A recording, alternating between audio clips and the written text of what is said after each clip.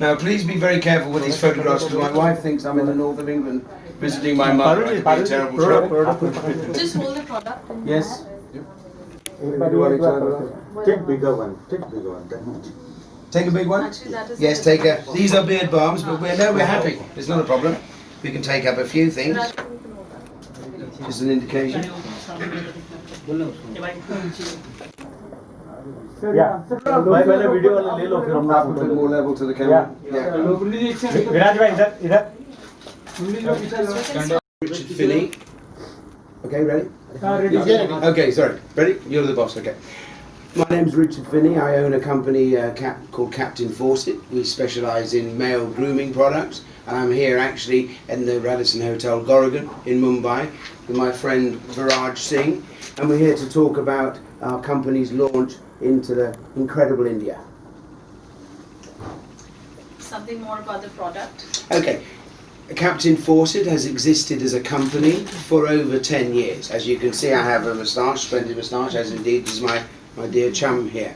We were very much at the beginning of this moustache and beard phenomena.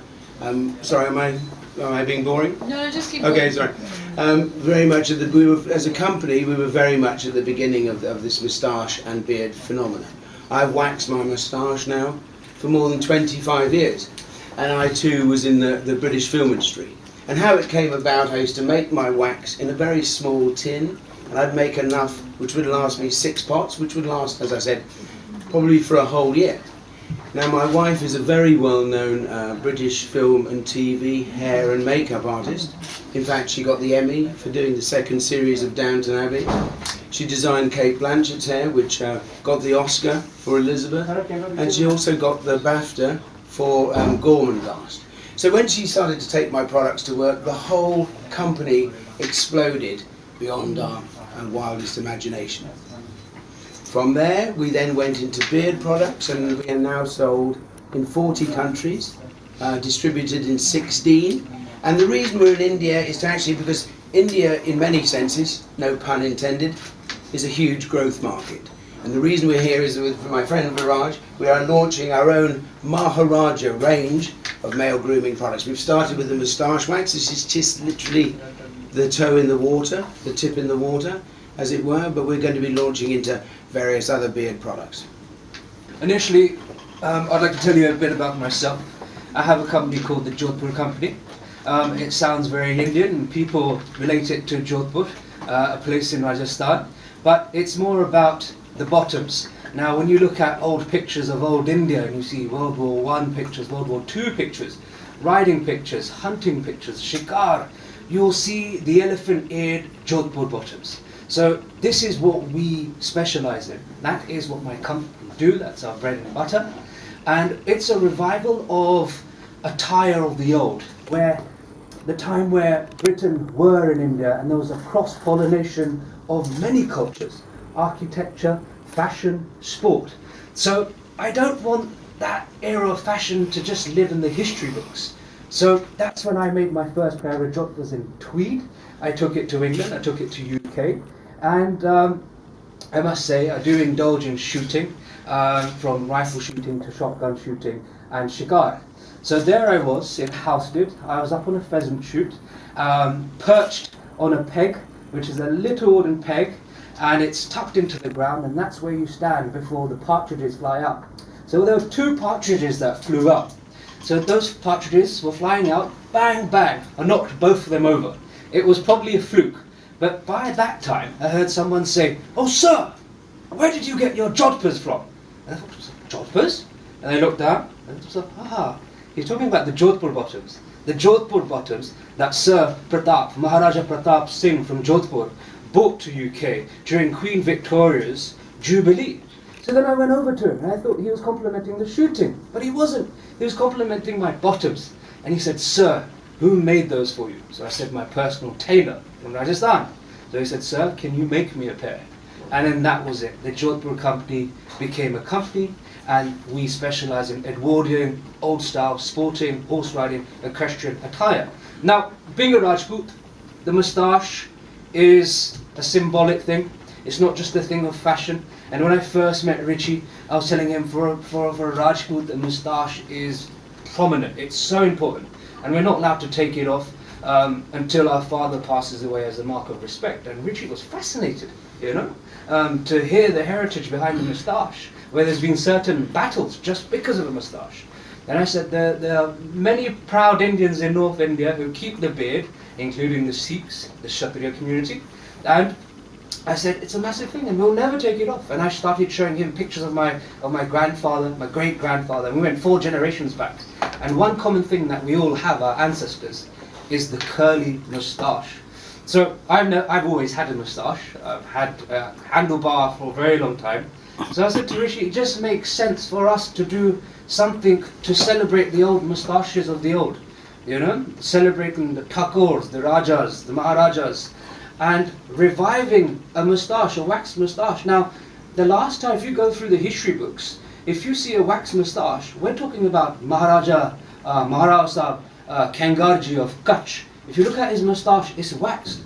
After that, you don't see any wax moustaches. Now, those chaps used to get their moustache from London, from UK. Now, there's been a break in history.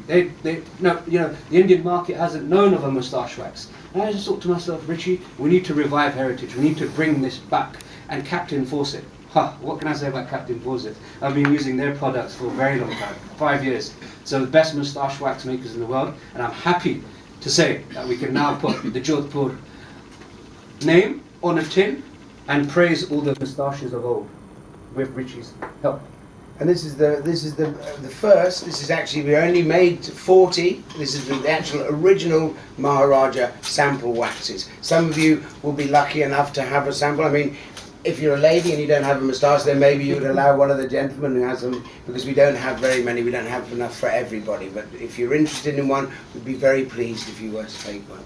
And this is my 7th time in India. It's my first time in Mumbai, and I have to say, I've experienced a great time, wonderful hospitality. But I too have spent a lot of time up in Rajasthan and further up north, up in Himachal Pradesh. And I was aware, even 9-10 years ago when I was coming in, that having a moustache is a symbol really of respect. I'd be coming through the airport and there'd be some businessman with some very expensive luggage in a very expensive suit. But the security man, the customs, the man with the rifle immediately would say, "Hello sir, how are you?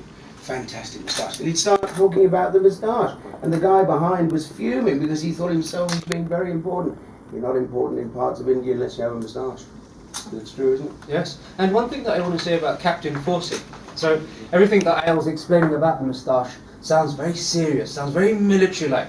But it's actually a fun brand. If you open up the tin and you have a look at the captain's picture, the sketch on the tin, it's a very, very, very fun brand. And you're talking about stuff like booze and baki, to resemble a pub when you walk into UK. So it's a very lively, fun brand, and it's for motorcycle enthusiasts. You know, Richie himself being a massive Harley man. I ride an Enfield in many places in India. Great motorcycle. So there should be an element of fun to it, you know. And these usually will retail at tattoo shops, tailoring shops, and Richie will tell you a bit more. Well, about we sold in Hatters. We sold literally into gift shops. We sold in London Selfridges. We sold in London Harvey Nichols. So we have an incredible reputation. And I actually manufacture behind the scenes. I make waxes for companies as old as Trumpers and the Pall Mall barbers. But there's a great belief in what we do. It is slightly tongue-in-cheek, as Viraj indicated, but there's a serious thing behind it. One of our mottos, one of our trademarks, in fact, is keeping a stiff upper lip regardless. We all sometimes face adversity, and there's that thing about, oh, I'm going to be okay, and you just look ahead and just press on. You have to press on, regardless, invariably. So how did you both collaborate? I mean, what? Well, we met in prison. Don't print that. Don't print that. It's not true.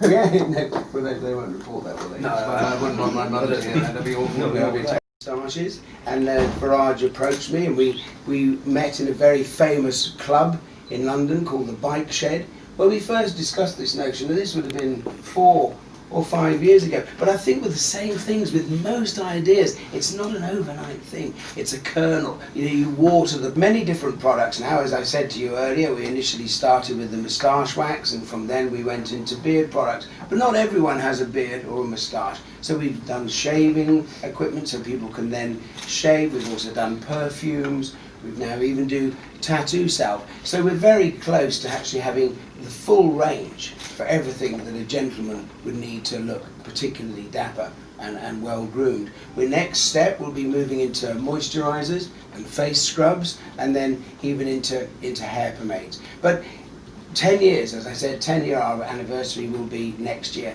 And things take slow to do everything organically. We don't have any investment. This is done from a complete passion. And I know many of you will have visited the UK and will actually have friends and family in the UK. We have a museum of 3,000 square metres. Is it metres? Mostly metres, or 9,000 square feet, which is a complete homage to the barber shop of yesteryear. Our oldest razor dates back to 1650. That's nearly 400 years old. And we come right through the 1880s, right through to the 1960s. So you'd be very welcome next time you're in the UK to come and have a visit, and I would definitely make you a decent cup of tea.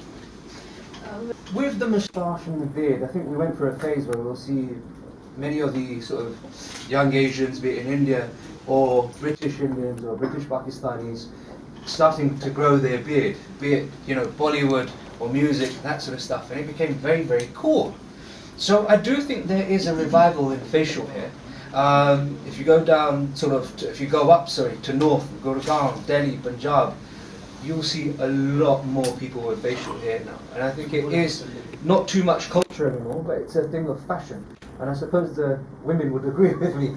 Yeah, I mean the whole beard trend, and in fact the rebirth, the renaissance of the barbershop. I've even written a book about it called The Quintessential Grooming Guide for the Modern Gentleman. And we've got photographs from India. I mean, traditionally you've had the guy, sitting cross-legged with a piece of broken mirror, and he's been doing a little shave, or then you've had the old traditional shave stops. Now many of the trendy guys will go to a unisex salon, but what's happening? The whole rebirth is coming initially from America through the UK, and it's sweeping to the east. It's already happening in Australia. So it's the barbershop, a place where a man can go and talk to his friends, talk about the cricket, talk about sport, talk about tattooing, talk about his girlfriend, sometimes even talk about some of their little problems that they may have. But it's a space, it's a safe space where men can, maybe if they're inclined, have a little beer or a drop of whiskey. So the renaissance of that barber shop, which has always been quite traditional for men to be able to sit and chew the fat. What's said in the barber shop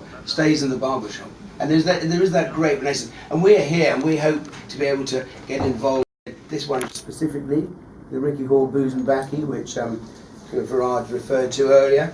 This in actual fact has 4 base oils and 9 essential oils. So this is an expensive product to produce. We're not in competition with other companies that are making cheaper products, because we are working with a niche. We have that history, the halcyon history. So we're working with niche people who want the best products. You will always have one person who owns a tuk-tuk, and you have somebody else who wants the Lamborghini or a Ferrari or an old Bentley, rather like the Maharajahs of York. So that's really the people we're aiming at. People who want to spend that little bit of time, a little bit of extra money on looking the bee's knees.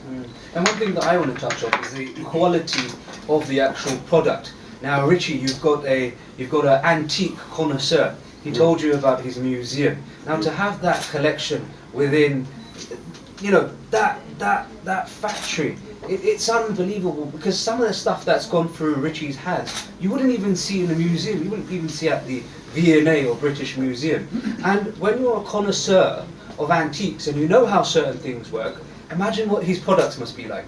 So it's got old world charm, but he's modernizing it. And trust me when I say this, the caliber of products that Captain Fawcett churns out is unbelievable. I'm an antiques enthusiast myself. You'll see it on my Instagram. My main forte is antique arms and armour, which brings me on to something else. Maharajah Ganga Singh Ji of Bikaner, he used to hold lavish darbars for the British guests when they used to come into his palace. He had a huge moustache. So what he did was he created this spoon yeah, with a little lip. So whenever he sipped his soup, his moustache wouldn't get drenched in his soup. Now Richie has recreated a Victorian mug which has a moustache lip, and it's fascinating. I mean, go on the website, have a look at it. I haven't seen a product like that in the current market. So this is where knowledge, you know, antique knowledge comes into it, and Richie's modernizing it, and it's very similar to what the Jodhpur company do. Yeah, it is an element of coolness, but we have a background knowledge of how it was done back in the day, and I think that explosion of both worlds coming together, that is what makes it special. And it's referencing the past, but with an eye to the future. And the thing about the most amazing thing, you can be the poorest man in the world, and you can be the richest man in the world. And what would they have in common? At some time, for sure, they've had a shave or certainly had a haircut. This is something for everybody. I'm working with another guy in Italy now his barbershop opened in 1809. His great-grandfather was one of Al Capone's 9 barbers. He had 9 barbers that were all checked out, because obviously he didn't want to be. And then each day, one of them would go to his hotel. He'd have a manicure, a pedicure, and a shave. So there's a wonderful history. And if we can draw on this, and then with Viraj's help, and with your help, please, giving Captain Fawcett and the Jodhpur company a little bit of promotion, then we look forward to working here and expanding our range of simply first-class gentlemen's grooming requisites into the noble country of India. Moustache wax, Richie will give you a breakdown of the price point.